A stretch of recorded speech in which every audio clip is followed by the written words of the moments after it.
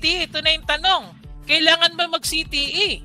At ang sagot ay, process ka ng Certificate of Tax Exemption. Tingnan natin kung sinabi kung kailan o hindi.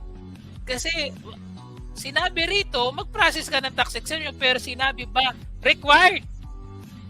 Diba? Pero kung gano'n, para magkaroon ka ng peace of mind, isubmit mong documentary requirements at pagkumpleto, then magkakaroon ka ng CTE. Baba. Yes.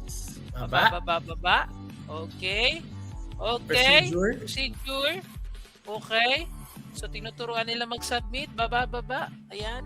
Huwag na natin basahin, baka makatulog. Validity. Okay. Basahin natin ito, Mike. A certificate of tax exemption issued under this order shall be valid for a period of 3 years from the date of effectivity specified in the ruling, unless sooner revoked or cancelled.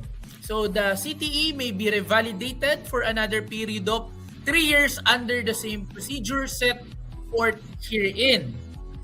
So the tax exemption ruling shall be deemed revoked if there are material changes in the character, purpose, or method of operation of the corporation or association which are inconsistent with the basis of for its income tax exemption.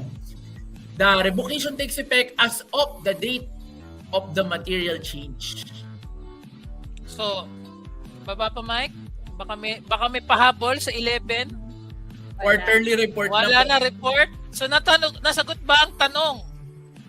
Kailangan po ba ng CTE? Basta pinag-process ka na lang. 'Di ba?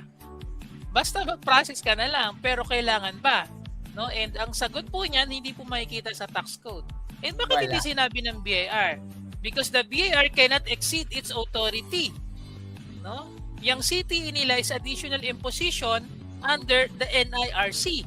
Invoking the power of the commissioner to promulgate rules. But, ang tanong, kailangan mo ba ng CTE para ma-tax exempt?